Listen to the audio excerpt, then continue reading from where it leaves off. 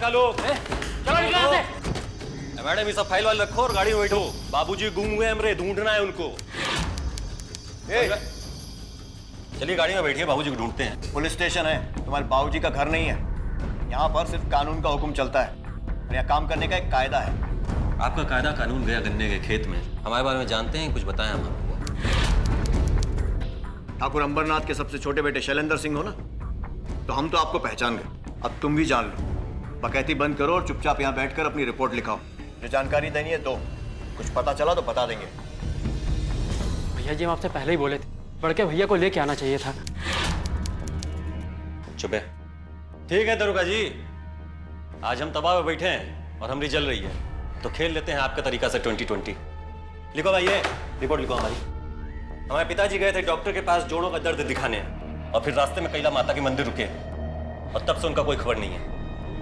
लिखा दिए दरोगा जी। कागज पर दस्तखत करो, कुछ पता चला तो बता दिया जाएगा। ये अंबरनाथ सीतापुर गांव का है ना सर? कितनी दूर है यहाँ से? सर तकरीबन 20 किलोमीटर। लेकिन सर जैसा इसने बताया उस हिसाब से तो लगता है कि उसे किसी ने उठा लिया। लेकिन सर इस इलाके में अंबरनाथ को उठाने की हिम्मत, बात कुछ हजम नहीं हुई सर। या तो ये कोई बाहर का इंसान है या फिर कोई पागल, या फिर कोई उससे भी ज्यादा पहुंच वाला। हाँ साहब, अंबरनाथ जी आए थे करीबन शाम को 5 बजे।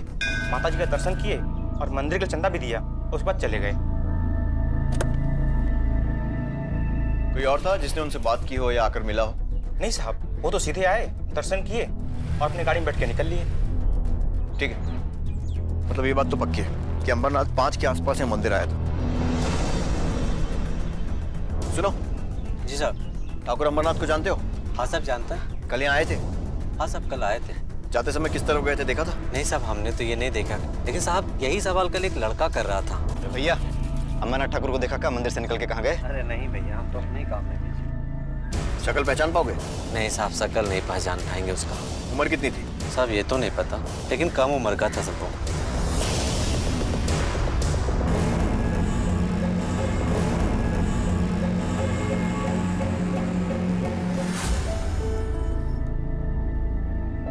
मालिश कर रहे हैं या मतलब निकाल रहे हैं? अब भला तुम्हारी इस हालत में क्या मतलब निकालेंगे हम? अरे तुम हंसती हो तो अच्छी लगती हो। तुम बताओ, तुम्हें मजा आ रहा है कि नहीं आ रहा है? छोड़िए आप, छोड़िए। आप हमारे पति हैं, इस तरह से पैर छुएंगे तो पाप पड़ेगा हमें। बुआ जब तक खाना नहीं खाएगा तब तक बड़ा कैसे होगा, है ना? बोलो बोलो, तुम बोलो। देखो ये सब कितनी बड़ी बड़ी हो गए, है ना? और जब बबुआ खाना खाएगा तो इतना।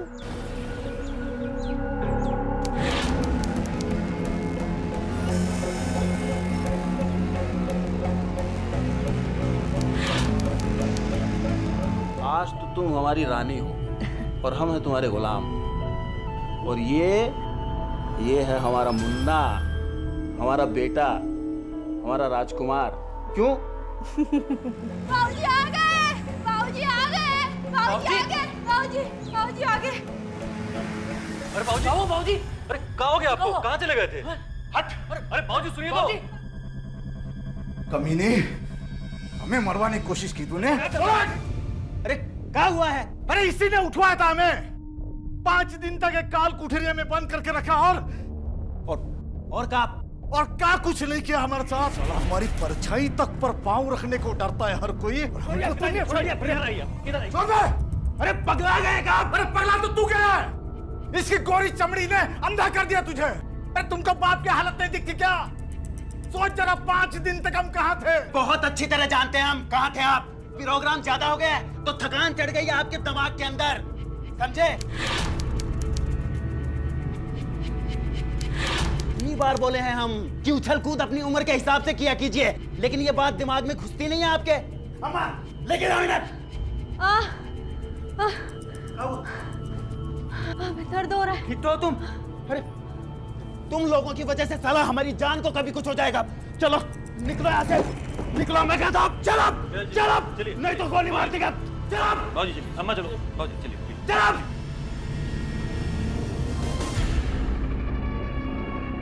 बाबूजी, हल्दी का दूध पीजिए, जख्म जल्दी भर जाएगा। साला कुत्ता, तो बोला था ना चलना नहीं चाहिए। चल उठा तेरा सामान, भाग यहाँ से। अब बाबूजी दवा लगेगा तो जलेगा ना। बे, हंसी की बात लग रही तुमको? एक काम तो तुमसे होता नहीं, निकम्मा कहीं का। और तू समझा दे अपने बड़े बेटे को, उस औरत की चक्कर में घन चक्कर हुआ जा रहा है, जैसे हाड़ मास का नहीं, सोने का बच्चा जन्ने जा रही चुड़ैल।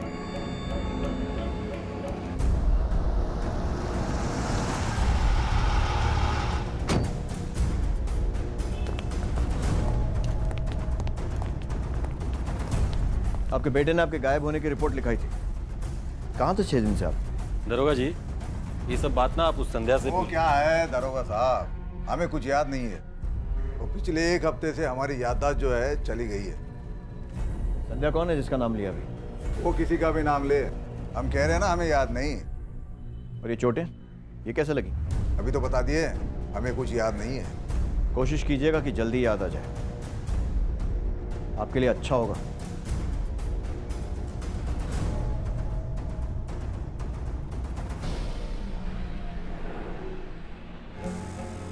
अबे दिमाग सटिया गया का? वो संध्या का नाम लेने की क्या जरूरत थी? लेकिन बाबूजी हुए तो उसने जो किया सो ठीक किया।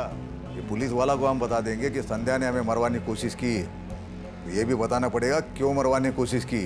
वो बात अगर पुलिस वालों को मालूम पड़ गई तो शिकारी कुत्ता का तरह हमारा पीछे पड़ेगा, खाली हमारा नहीं, हम सबका। सफेद झूठ बोल रहा है। क्या फर्क पड़ता है सर? उसकी मिसिंग कंप्लेंट थी, अब वापस आ गई, केस क्लोज कर देते हैं सर। तुम समझ नहीं रहे हो शर्मा, अंबरनाथ के साथ कुछ हुआ है जिसे वो छुपा रहा है। इसका मतलब ये है कि वो खुद बदला लेने के मूड में है, यानी कि कोई बड़ा क्राइम हो सकता है।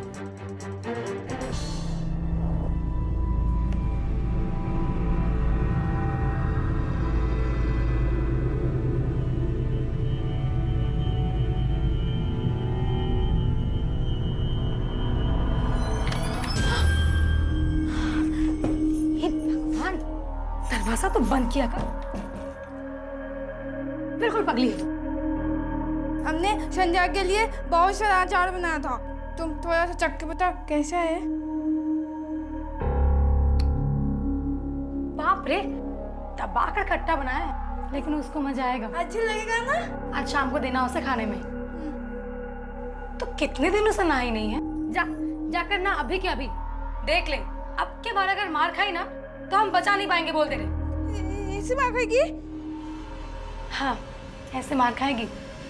अब अगर पिटना नहीं है ना तो जाकर ना। अंबरनाथ का इलाज करने गए थे ना तुम, क्या लगता है तुम्हें उसे वो चोटें कैसे लगी? साहब मुझे मत घसीटिए इसमें, वो लोग मुझे जिंदा नहीं छोड़ेंगे साहब। हम तुम्हें छोड़ देंगे? इन्फॉर्मेशन छुपाने के जुर्म का चार्ज लगाऊं अभी? चलो लेके चलो। नहीं साहब, उन्होंने खुद से कभी कुछ नहीं बताया, लेकिन हाँ घाव गहरे थे, कुछ कटने के, कुछ जलने के, कुछ मार पिटाई के। सर ऐसा लगा जैसे कि किसी ने उसको मारने के लिए नहीं, सिर्फ तकलीफ देने के लिए किया हो। ठीक है, ऐसा कौन हो सकता है जिसने अंबरनाथ जैसे भेड़िए पर पंजे मारने की हिम्मत की?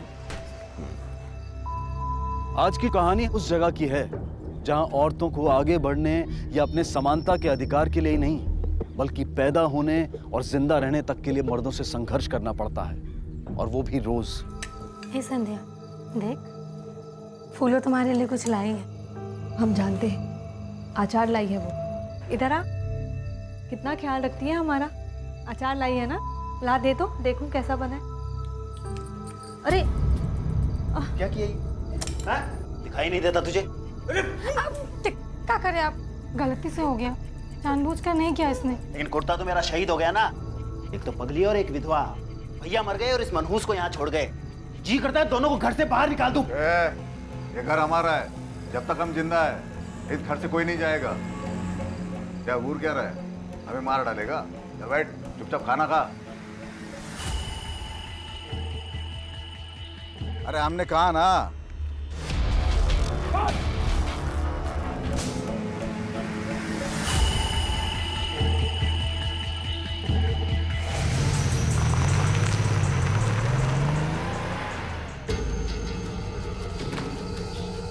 दरोगा, चल जल्दी से हमें अंदर कर दे, चल।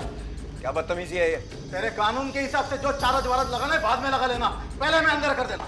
लगता है होश में नहीं हो, और अगर मजाक के मूड में हो तो याद दिला दूं कि कानून से मजाक करना बहुत महंगा पड़ सकता है। मजाक कर रहे हैं? मजाक कर। अंदर डालो इसे। चल, बाहर।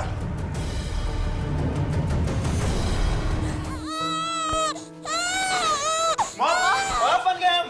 अरे बच्चा है, अरे मुन्ना हुआ हमारे, राजकुमार है। अरे जाओ मिठाई लेके आओ, बाप बने हम।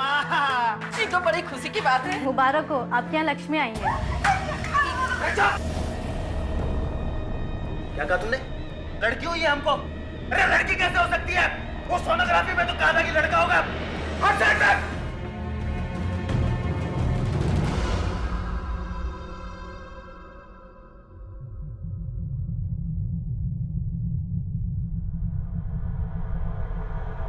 कौन है? ये चिड़िया ना चू चू कर रही थी, तो हमने इसका पालना हिला दिया, चुप हो गई। देखो, बोलो, तो आ जाते यहाँ रुकेगी मेरे साथ? हमें बहुत डर लग रहा है।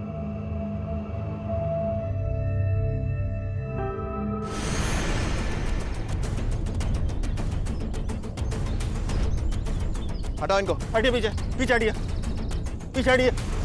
सर इसकी गाड़ी यहाँ पास ही में है, हो सकता है यहाँ पे खुद आया हो, शायद किसी से मिलने। एक काम करो, आसपास का पूरा इलाका छानो, देखो क्या मिलता है।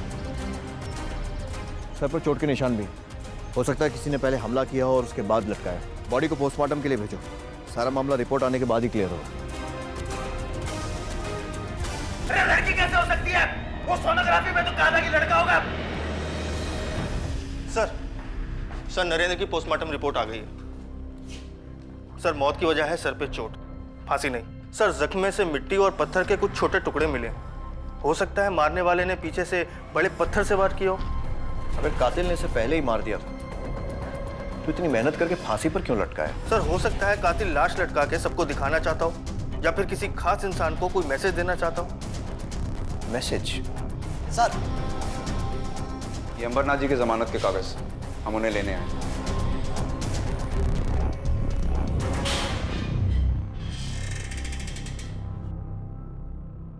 बात समझ नहीं आ रही शर्मा। पहले अंबरनाथ किडनैप होता है, उसे टॉर्चर किया जाता है, लेकिन हमलों के बाद भी वो कोई पुलिस रिपोर्ट नहीं लिखाता। सर दोनों के रिश्ते कुछ खास अच्छे नहीं थे, और ये बात पूरा गांव जानता है। मतलब ये हो सकता है कि अंबरनाथ की किडनैपिंग और उस पर हुए जानलेवा हमलों में उसके अपने बेटे का हाथ हो, और बेटे की मौत में खुद बाप का। उसने अपने आप को अरेस्ट इसलिए करवाया ताकि कोई उस पर शक न करे। हाँ सर, ऐसा भी हो सकता है। या फिर यह भी हो सकता है कि कोई तीसरा, जिसकी अंबरनाथ और उसके परिवार से दुश्मनी थी, जो अंबरनाथ को मारने में नाकाम रहा लेकिन उसके बेटे को मारने में सफल हो गया। अगर ऐसा है सर, तो फिर बाकी फैमिली मेंबर्स पे भी हमले का खतरा है, हमें अलर्ट रहना पड़ेगा सर। सिर्फ हमारे अलर्ट रहने से कुछ नहीं होगा शर्मा। बात है अंबरनाथ के परिवार और उसके कॉर्पोरेशन की, जो मेरे ख्याल से हमें नहीं मिलने वाला। लेकिन हम हाथ पर हाथ धरकर नहीं बैठ सकते। पता करो ये नरेंद्र अपनी बीवी और बच्ची के साथ रहने की बजाय जंगल में क्या कर रहा था? सर मैंने पता लगाया था सर, वो तो अपनी बच्ची की शक्ल देखे बिना वहां से चला गया था। चला गया था? कहाँ और क्यों? सर सोनोग्राफी सेंटर जाने का कह के गया था। वहां उसे बोला गया था कि संध्या के पेट में लड़का है, लेकिन हो गई लड़की। बस इसी गुस्से में वहां से निकल गया। पोस्टमार्टम रिपोर्ट में उसकी मौत का समय क्या बताया है? सर तकरीबन 7 से 8।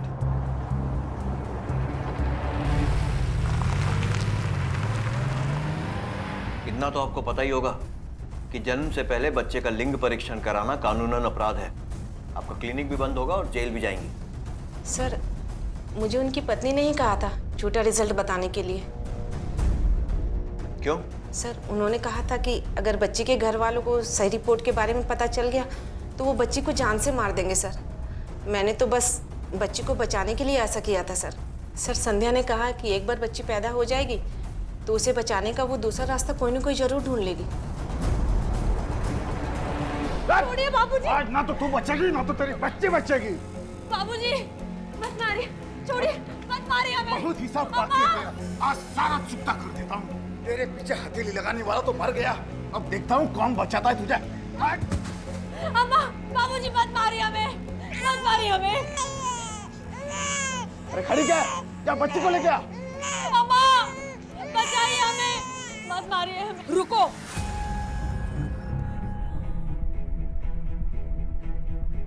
पगला गई है का?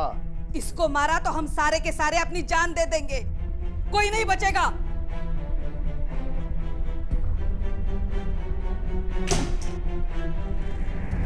शर्मा, बात अजीब है और मुश्किल भी लगती है, मगर हो सकता है कि इस सारे किस्से के पीछे नरेंद्र की बीवी संध्या का ही हाथ हो सकता है। अपनी और अपनी बच्ची की जान बचाने के लिए संध्या ने ही ये सब खेल खेला हो।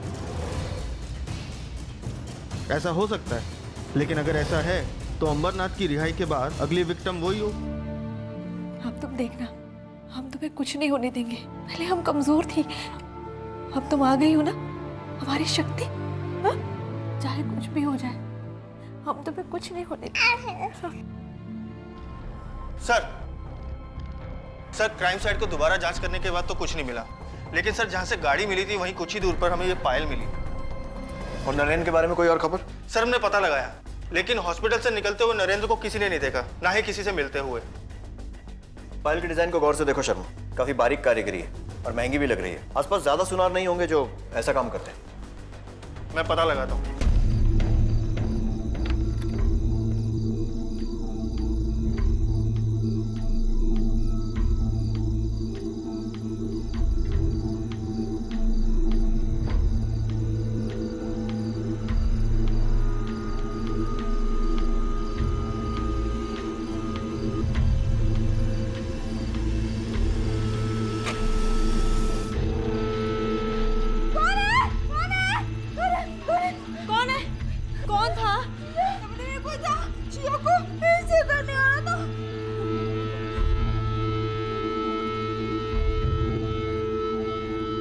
सर हमने उस ज्वेलर का पता लगाया। सर उस ज्वेलर ने हमें बताया कि ये पायल उसने संध्या के लिए बनाई थी। संध्या? लेकिन जब नरेंद्र का खून हुआ तब संध्या अपनी बच्ची के साथ हॉस्पिटल में थी, घर के बाकी लोग भी उसके साथ थे, फिर संध्या वहां पर? सर ऐसा भी तो हो सकता है कि ये मर्डर संध्या ने खुद ना करके किसी से करवाया हो। सर उस घर की औरतों के पास ज्यादा पैसे तो होते नहीं है, तो हो सकता है उसने अपने जेवर उसे दिए हो और कातिल से अनजाने में वो पायल उन जेवरों से गिर गई हो। मतलब ये कि हो सकता है खुद के विधवा होने में शायद इस संध्या का ही हाथ हो। अब तो इससे मिलना पड़ेगा।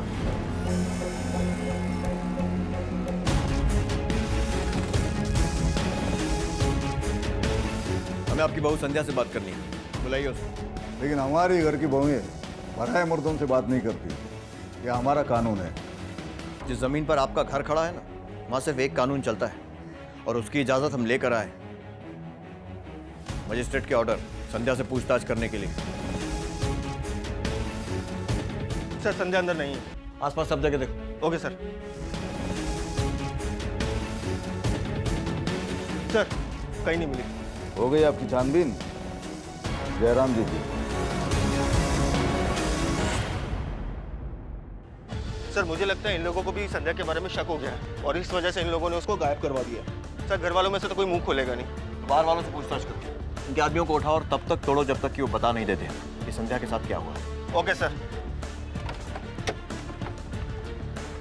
पुलिस को लग रहा था कि हत्यारा जो भी था, इस हत्या के पीछे उसका मकसद था नरेंद्र के परिवार वालों को एक मैसेज, एक संदेश देना। लेकिन वो संदेश क्या था, इसका अंदाजा उन्हें नहीं था। क्या हुआ? अरे क्या हुआ? बताओ। अरे क्या हुआ तुमको? अरे पानी लेके आओ। किसने किया ये? पहचान सकते हो? मतलब कोई जान पहचान वाला था? औरत? घर की कोई औरत? रागिनी? संध्या?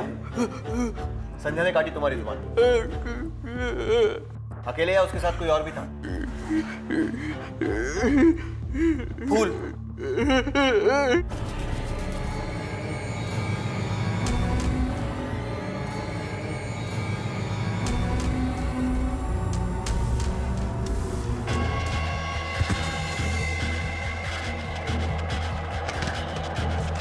मतलब संध्या और फूलों ने मंदिर में शादी की और तुम्हारी जुबान काट दी क्योंकि तुमने उन्हें देख लिया था। सच बोल रहे हो या किसी के कहने पर कहानी बना रहे हो? सर कहीं ऐसा तो नहीं कि ये सारा कुछ संध्या और फूलों ने मिलके किया हो अपना रिश्ता बनाए रखने के लिए? अगर ऐसा है भी तो नरेंद्र के मरने की बात तो समझ में आती है, लेकिन अंबरनाथ को किडनैप करके टॉर्चर करना और फिर उस पर हमले करवाना, कुछ कनेक्शन नहीं बनता। सर मुझे तो फूलों के पागलपन पे भी शक हो रहा है। कहीं ऐसा तो नहीं कि वो नाटक कर रही थी? अब जो भी सच है वो सिर्फ संध्या और फूलो ही बता सकते हैं। ये दोनों मुझे किसी भी कीमत पर चाहिए। आसपास के गांव की सभी खबरियों को अलर्ट कर दो और हर उस जगह पता करो जहां ये दोनों जा सकते हैं। Okay sir. ज्यादा दूर तक नहीं गई होगी संध्या, पूरा जिला छान मारो, जहां कहीं भी दिखे उसे घसीट के हमारे सामने लेके आना। बच्ची को छुपाने की कोशिश जरूर करेगी, लेकिन अपने मायके नहीं जाएगी, क्योंकि वो जानती है हम पहले उसके मायके में जाके ढूंढेंगे। जरूर अनजान लोगों से मदद मांगेगी। तो आसपास के जितने भी गांव हैं वहां से 1 महीने की कम उम्र की जितनी भी बच्चियां हैं उन्हें पकड़ के मारना शुरू करो। जाओ, खाली हाथ मत लौटना।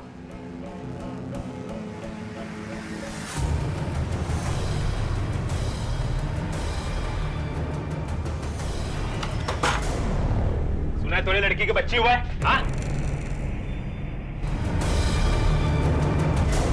हम बड़े मारी से गद्दारी काहे करेंगे? बड़े मारी बिटिया से बढ़ के हमारे लिए।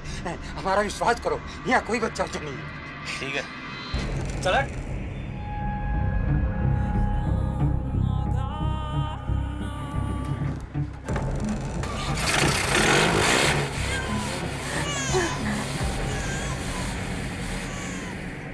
चल।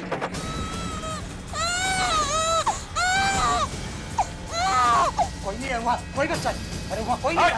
कोई नहीं, हम बच्चा नहीं देंगे। हम बच्चा नहीं देंगे। मेरा बच्चा। और बोलोगे झूठ? हाँ, मर गया ना बच्चा। अब पूरे गांव में ढिंडोरा पीटो और यह बोलो कि तुम्हारा बच्चा मर गया। और तब तक हर बच्चा मारे गए जब तक संध्या और उसकी बच्ची नहीं मिल जाती, समझे? ये कहानी और खूनी होती जा रही थी और राज और गहरा।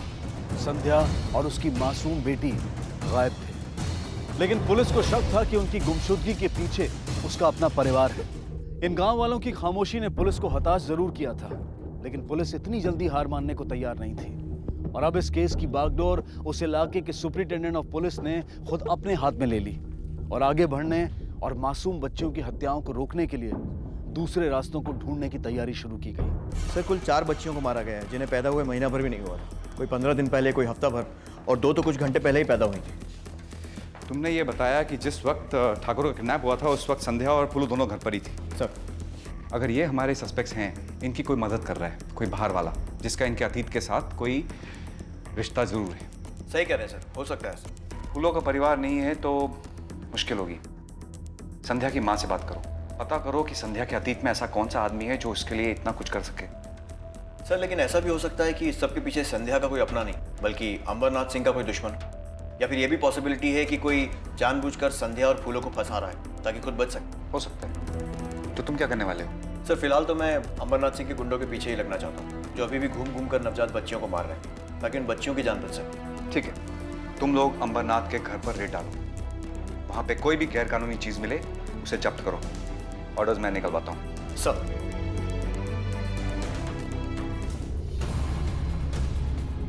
सर सारे हथियार लाइसेंसी है। हो गई तसल्ली? ये हथियार भी असली है, कागज भी असली है। तसल्ली तो तब होगी जब तुम्हें अंदर करूँगा, क्योंकि अब से तुम पर, तुम्हारे हर आदमी पर, तुम्हारी हर हरकत पर नजर रहेगी हमारी। एक गलत दांव तुम गए काम से। चलो।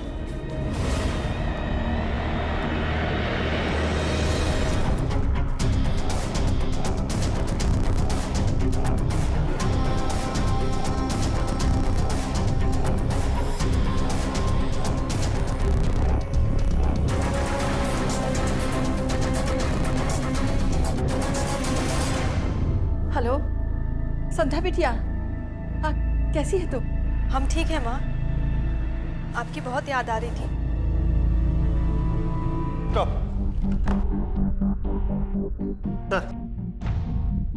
सर संध्या ने अभी अभी अपनी माँ से बात की, इस नंबर से, किसी पीसीओ का है। फौरन टीम भेजो। सर। सर रघु, सर, मैं फूलों के बारे में सोच रहा था। संध्या के पास तो अजय है, वो इस घर की बहू है, नरेंद्र की बीवी थी। अगर उसे छुटकारा पाना चाहती होगी तो मर्डर करा दिया होगा।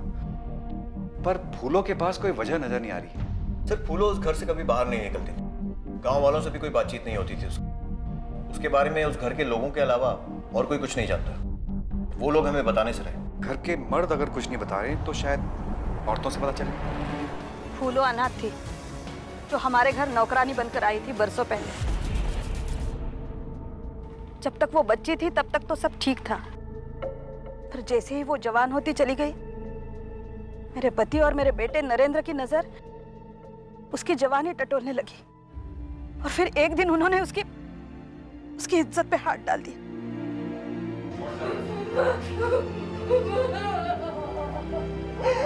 सब कुछ मालूम होने के बावजूद भी मैं आवाज नहीं उठा पाई उसके खिलाफ। और फिर एक दिन का ये किस्सा रोज रोज का नियम बन गया। दिन में 2-2 बार, कभी कभी 10 बार। इसी के चलते वो वैसी बन गई जैसे आज है। फिर एक अजीबी तरीके से फूलो हमारे परिवार का हिस्सा बन गई। उसने आज तक जो सहा है ना सर, कोई और होता तो पगला जाता, ये भी पगला गई।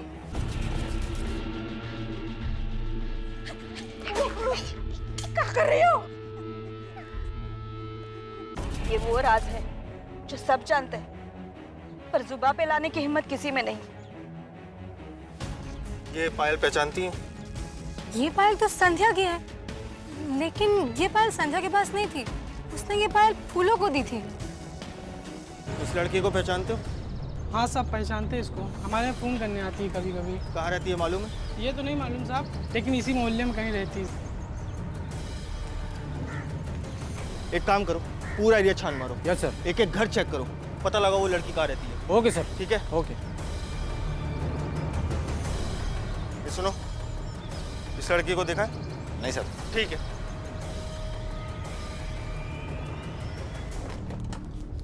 कुछ लोग बाहर तुम्हें ढूंढ रहे हैं, हाथ में फोटो लेकर। हमें तो लगता है पुलिस वाले हैं। अब बताओ क्या करना है?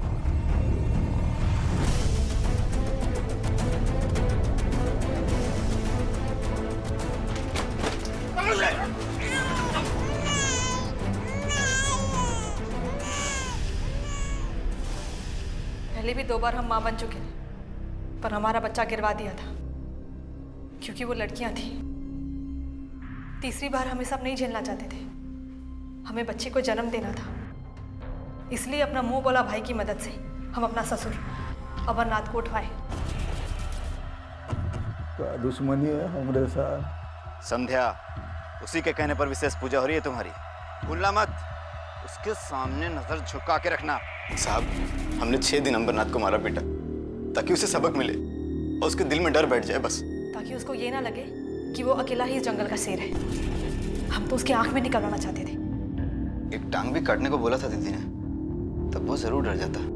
और अगर वो हमसे डर जाता तो बाकी सारे लोग भी हमसे डर जाते और सब सीधा हो जाते। पर वो पहले ही वहां से भाग गया। इसलिए तुमने उस पर कई बार गोलियां भी चलवाई। हमने कोई गोली नहीं चलाई सर, हमारे पास तो बंदूक भी नहीं है। हमारी तो खुद की जान पे आई हुई थी। हम तो अपनी जान बचाकर भाग रहे थे, इसलिए हम अपनी बच्ची को लेकर उसी रात वहां से भाग गए। हाँ, ख्याल रखना। वहां से भागने के बाद हम अपना मुंह बुला भाई के घर में छुपकर रहने लगे। हमें अपनी बच्ची की जान बचानी थी साहब। और तुम्हारी और फूलों की शादी, उसकी क्या कहानी है? क्या? फूलों और हमारी शादी? ऐसा भी कभी होता है क्या? फूलों ने तो हमें सिर्फ वहां से भागने में मदद की थी साहब, उसके बाद हमने उसे आज तक नहीं देखा। लेकिन तुम फूलों के करीब जरूर थी। क्या लगता है तुम्हें, क्या अमरनाथ पर गोली चलाने में फूलों शामिल है? साहब, वो खुद को ही नहीं संभाल पाती थी, दूसरों को क्या गोली मारेगी साहब? जिस जगह नरेंद्र की लाश मिली है, वहां से हमें वो पायल मिली जो तुमने उसे दी थी। हो सकता है पहले कहीं गिर गई होगी। फूलों की तो आदत ही थी यहाँ वहाँ भटकने की साहब। अगर उसने कुछ नहीं किया है तो गायब क्यों है वो? कहाँ है? हमें कुछ नहीं पता इसके बारे में साहब। साहब, कहीं उन लोगों ने उसके साथ? वो तो हम पता लगा ही लेंगे, लेकिन जब तक ये मामला सुलझ नहीं जाता है तुम यहीं रहोगी हमारी कस्टडी में, अमरनाथ को किडनैप और टॉर्चर करने के जुर्म में। और ये तुम्हारे लिए भी अच्छा रहेगा, छुपना नहीं पड़ेगा तुम्हें। साहब, मेरी बच्ची तुम्हारे साथ ही रहेगी। अगर संध्या सच बोल रही है तो नत्थू झूठ क्यों बोल रहा है? और उसकी जीप किसने काटी? कहीं ऐसा तो नहीं है कि ये नत्थू और फूलो आपस में मिले हुए हों? फूलो पागल होने का नाटक कर रही हो, मौके की तलाश में हो।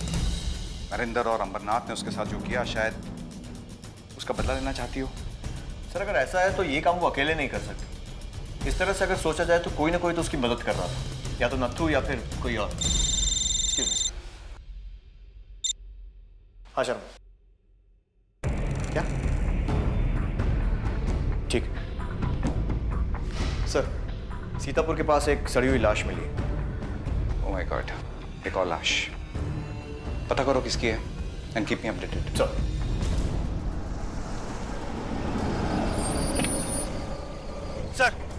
सर लाश उधर है सर।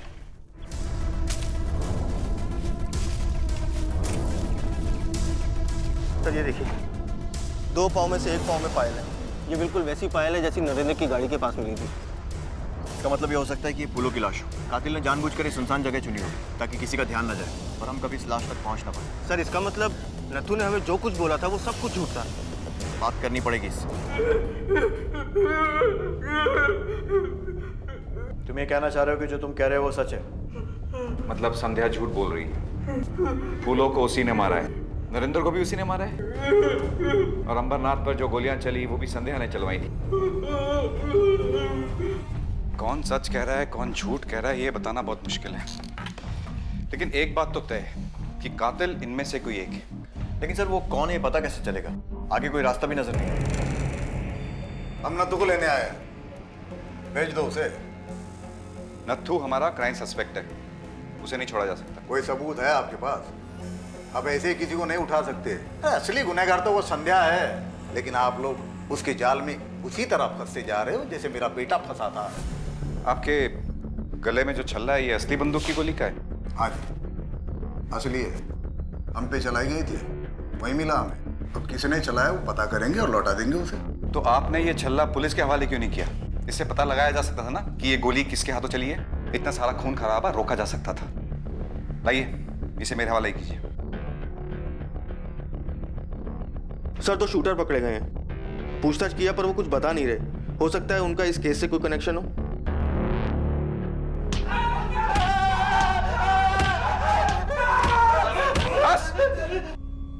उठो। सर हमने कुछ नहीं किया सर। चुप, बंदूक के साथ पकड़े गए ना तुम लोग। और ये देखो गोली भी मिल चुकी है। सिर्फ 2 मिनट लगेंगे पता लगाने में कि ये बंदूक किसकी थी। और फिर सोच लो, एक आदमी पर गोली चली है और 2 लोगों का मर्डर हुआ है। किसने किया मर्डर? सर हमें नहीं मालूम सर, हमने सिर्फ गोली चलाई थी अमरनाथ पे सर। किसके कहने पे गोली चलाई थी? किसके कहने पे गोली चलाई थी? सर शैलेंद्र। इस गोली पे हमने अपने पिताजी का नाम लिखा था साहब, लेकिन जहां तक पहुंचना था कम वक्त पहुंच नहीं पाई। 2 बार कोशिश की लेकिन नाकाम रहे। लेकिन क्यों? क्यों मारना चाहते थे अपने ही बाप को? सब कुछ के लिए, जो भी उनके पास है सब कुछ चाहिए था हमको, लेकिन कहाँ भाव देते हैं हमको। सबके सामने मजाक उड़ाते हैं हमारा। बे, हंसी की बात लग रही तुमको? एक काम तो तुमसे होता नहीं, निकम्मा कहीं का। लेकिन अंबरनाथ को मारने में तुम असफल रहे, इसलिए नरेंद्र को मार दिया। कैसे मारा उसे? क्या बात कर रहे हैं साहब, हम काहे मारेंगे उनको? क्या भला हो जाएगा हमारा? पिताजी तो फिर भी जिंदा रहेंगे ना। सर, नरेंद्र के भाई शैलेंद्र और संध्या के भाई रोहित दोनों के कॉल रिकॉर्ड्स आ गए। लगता है दोनों ही सच बोल रहे हैं, क्योंकि जिस दिन नरेंद्र मरा शैलेंद्र अपने घर में ही था। पड़ोसियों ने भी उसे देखा, और रोहित की लोकेशन उस जगह के आसपास कहीं भी नहीं है जहां नरेंद्र की हत्या हुई थी। अगर ये दोनों सच बोल रहे हैं इसका मतलब अब सिर्फ नत्थू बचा है, जिसकी बातों का सच होने का कोई सबूत नहीं हमारे पास। अब वक्त आ गया है कि उससे हम अपने ढंग से सवाल जवाब करें।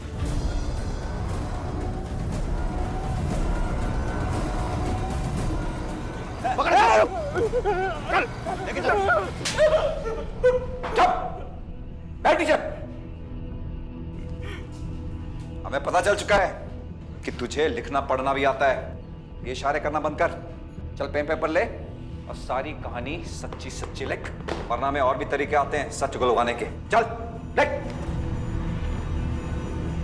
हम बचपन से चाहते थे फूलों को। 15 सालों से उस घर में उसके साथ जो कुछ हुआ है सब अपनी आंखों से देखा, लेकिन कुछ नहीं कर पाए। डर भी लगता था अंबर से। उसने और उसके बेटों ने तनातनी होने लगी तो लगा कि इसका फ़ायदा उठाया जा सकता है। फिर जिस दिन फूलों ने संध्या की भागने में मदद की, हम भी उसके पीछे पीछे गए। काहे घबरा रही है? हम ही तो हैं। फूलो, तुमको एक बात बताएं, किसी से कहोगी तो नहीं? वो नरेंद्र है ना, को हमने मारा है। बताए किसके लिए? तुम्हारे लिए। फूलों को बहुत खुशी हुई, खुशी से चिल्लाने लगी। हम डर गए, उसको चुप कराने की कोशिश करने लगे। हमें समझ नहीं आया कि क्या करें, तो उसकी लाश गांव के बाहर फेंक दी। संध्या और फूलों की शादी का झूठा किस्सा सोचा। फूलों तो मर ही चुकी थी और संध्या भी भाग गई थी। कोई नहीं था जो सच बताता, और लगा कि अगर संध्या पकड़ी भी गई तो सब हमारा भरोसा करेंगे। कोई नहीं मानेगा कि हमने खुद अपनी जीभ काटी है और हम बच जाएंगे। लेकिन ऐसा हुआ नहीं। और जानते हो ऐसा क्यों नहीं हुआ? क्योंकि कोई भी किस्सा किसी अपराधी के खत्म होने के बाद ही खत्म होता है। और चाहे वो कोई भी किस्सा हो, कितना भी लंबा क्यों ना खिंच जाए, खत्म होता जरूर है।